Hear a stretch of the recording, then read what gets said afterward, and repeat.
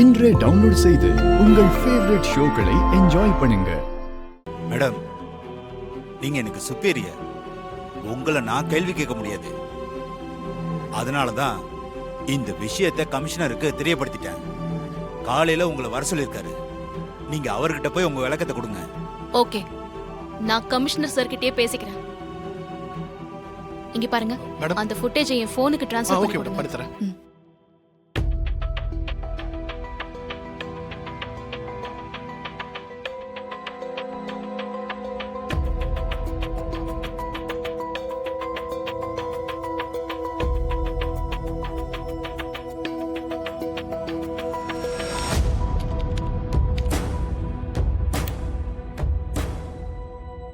இந்தாங்க மேடம், போன்ல காப்பி பண்ணி. சரி, ஓகே, थैंक यू.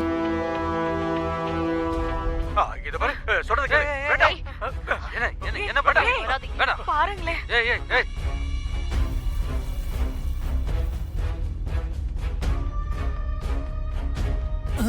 என்னத்த பாக்குறாங்க? ஏன் அத பார்த்த உடனே எல்லாரும் அதிர்ச்சி அடையறாளுவா? ஏங்க வந்துருங்க. வராதீங்க. ஏய். ஐயோ.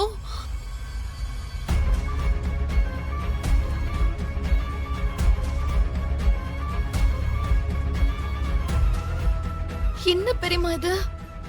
துர்கா போன்ல அப்படி என்னத்த தான் காட்டுனா? அப்படியே மூணு பேரும் உறைஞ்சு போய் நிக்கறாங்க. துர்கா, என்ன இது? Hospital CCTV ஃபுட்டேஜ்ங்க.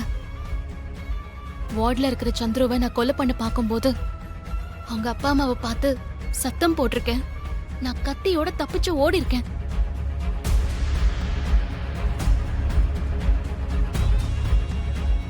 அப்படிதான் சந்துருவோட அப்பா அம்மா, அங்க இருக்கிற டாக்டர்ஸ் அத்தனை பேரும் சொல்றாங்க. அதுக்கு ஆதாரம் தான் இந்த சிசிடிவி ஃபுட்டேஜ். அப்போ இந்த வீடியோல இருக்கிறது நான் தான் எஸ்ஐல இருந்து அத்தனை பேரும் சொல்றாங்க, நம்புறாங்க. இப்பதான் துர்கா உண்மை புரியுது. ஒன்ன மாதிரி யாரோ ஒருத்தர் இருந்துகிட்டு தான் உன் பேரை கெடுத்துட்டு இருக்கா. அததாங்க நானும் சொல்லிட்டு இருக்கேன். ஆனா அதை யாரும் நம்ப தயாரா இல்ல. என்ன மாதிரியே இருக்கிற அந்த பொண்ணு யாருங்கிறத கண்டுபிடிக்கணும். அவளை கண்டுபிடிச்சு கமிஷனர் முன்னாடி நிறுத்தினாதான் நான் சொல்றத உண்மைன்னு நம்புவாங்க. அப்படி இல்லைன்னா என்னதான் எல்லாரும் தப்பானவன்னு சொல்லுவாங்க.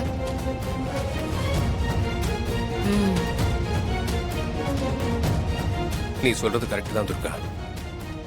அப்போ ஒன்ன மாதிரி இருக்க இன்னொருத்தைய கண்டுபிடிக்க என்ன வழின்னு யோசி.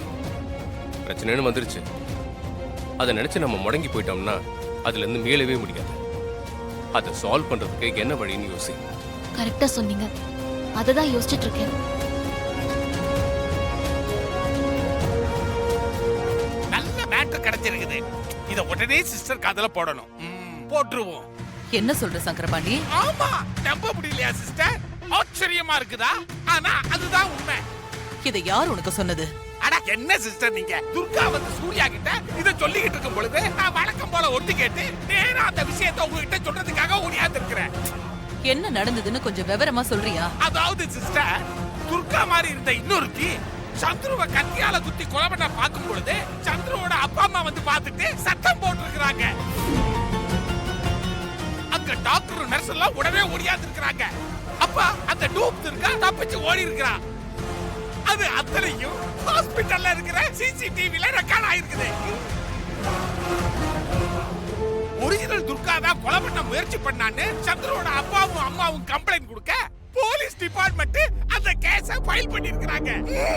துர்கா மாதிரி இருக்கிற அந்த இன்னொருத்தி துர்காவை பழி வாங்கணும்னு நினைக்கிறானா? அப்போ அவ துர்காவோட எதிரி தானே? ஆமா, அதுல என்ன சந்தேகம்? கிட்டத்தட்ட நம்மள மாதிரி அவளும் எதிரியா தானே இருப்பா. அப்போ எதிரிக்கு எதிரி நண்பன் தானே? ஐயோ சிஸ்டர், நீங்க என்ன சொல்ல வரீங்கன்னு எனக்கு புரியல சிஸ்டர். முட்டாள். பொண்ணெல்லாம் என் கூட வச்சிருக்கேன் பாரு, அப்படியே போட்டேன். அந்த துர்கா நமக்கு எதிரி, துர்கா மாதிரி இருக்கிற இன்னொருத்தி அந்த துர்காவுக்கு எதிரி. அப்போ நமக்கு எதிரிக்கு எதிரி நண்பன் தானே? ஐயோ சிஸ்டர், இதெல்லாம் தான் எனக்கு தெரியுமே. எதிரிக்கு எதிரி நண்பன் சொல்றதெல்லாம் கரெக்ட் தான். ஆனா அதனால நமக்கு என்ன யூஸ்? துர்கா மாதிரியே இருக்கிற அந்த இன்னொருத்திய கண்டுபிடிச்சு நாம கரெக்டா யூஸ் பண்ணோம்னா நம்ம எதிரி துர்காவை காலி பண்ணிடலாம். சிஸ்டர், உங்க மைண்டுக்குள்ள இருக்கிற பிளான நான் கேட்ச் பண்ணிட்டேன் சிஸ்டர். ஆனா அந்த டூப் துர்காவை நான் எங்க போய் தேடுறது?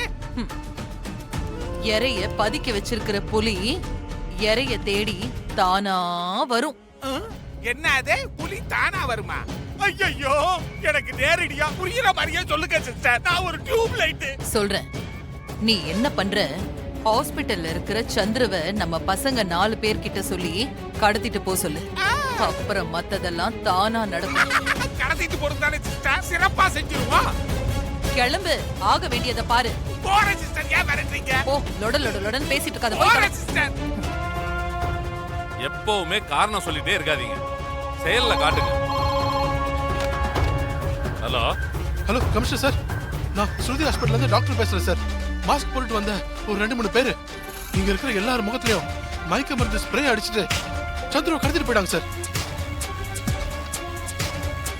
என்ன சொல்றீங்க? ஓகே ஓகே, நீங்க பதட்டப்பட வேணாம், நான் போலீஸ் டீம் அனுப்பி வைக்கிறேன். சார், என்ன விஷயம் சார்? ஏன் டென்ஷனா இருக்கீங்க? துர்கா, நீங்க எதுவும் ப்ளே பண்ணலையே? சார், என்ன சொல்றீங்க? எனக்கு ஒண்ணும் புரியல. மாஸ்க் போட்டு சில பேரை ஹாஸ்பிட்டல்ல பூந்து சந்துருவை கடத்திட்டு போயிருக்காங்க. வாட்? என்ன சார் சொல்றீங்க? ஆமா துர்கா, ஹாஸ்பிட்டல்ல இருந்து தான் இப்ப டாக்டர் ஃபோன் பண்ணாரு. அங்க இருக்கிறவங்க முகத்துல மயக்க மருந்து அடிச்சு சந்துருவை தூக்கிட்டு போயிருக்காங்க. இதெல்லாம் உங்க ஏற்பாடா? சார், என்ன சார் இப்படி கேக்குறீங்க? வேற வழி இல்ல துர்கா, போலீஸ் புத்தி அப்படிதான் யோசிக்கும். இப்ப சந்துருவை கொலை பண்ண முயற்சி பண்ணது நீங்க தான் ஒரு புகார் இருக்கு. அதுக்காக கூப்பிட்டு உங்களை விசாரிச்சிட்டு இருக்கிற இந்த நேரத்துல ஹாஸ்பிட்டல்ல இருந்து சந்துரு கடத்தப்பட்டா நம்ம மேல சந்தேகம் வராதுன்னு நீங்களே திட்டம் போட்டு செஞ்சிருக்கலான்னு நான் ஏன் உங்க மேல சந்தேகப்படக்கூடாது? சார், நீங்க சந்தேகப்படுறது தப்பு இல்ல சார். தேவைப்பட்டா ஒரு போலீஸ்காரன் தான் நிழல கூட சந்தேகப்படுவான்னு சொல்லுவாங்க. ஆனா நீங்க சந்தேகப்படுற மாதிரி எதுவுமே நடக்கல. அதை ப்ரூவ் பண்ண வேண்டியது ஏன் கடமை சார். ஆனா ஒண்ணு சார், நான் குற்றவாளி இல்ல, வேற ஒருத்தி தான் குற்றவாளின்னு சொல்லி உண்மையான குற்றவாளிய உங்க முன்னாடி கொண்டு வந்து நிறுத்துறேன். இப்போதைக்கு என்னால இதுதான் சொல்ல முடியும். ஓகே, இப்பவும் உங்க மேல இருக்கிற மரியாதையில தான் இதுக்கு நான் பர்மிஷன் கொடுக்கறேன். அதிக டைம் எல்லாம் எடுத்துக்காதீங்க. ஒரு வாரத்துக்குள்ள உங்கள மாதிரியே இருக்கிற வேற ஒருத்தி யாருங்கிறத கண்டுபிடிச்சு அரெஸ்ட் பண்ணுங்க. அப்படி பண்ணலன்னு வச்சுக்கோங்களேன், சிக்கல் அவளுக்கு இல்ல உங்களுக்கு தான். Mind it. Okay sir, I will do it.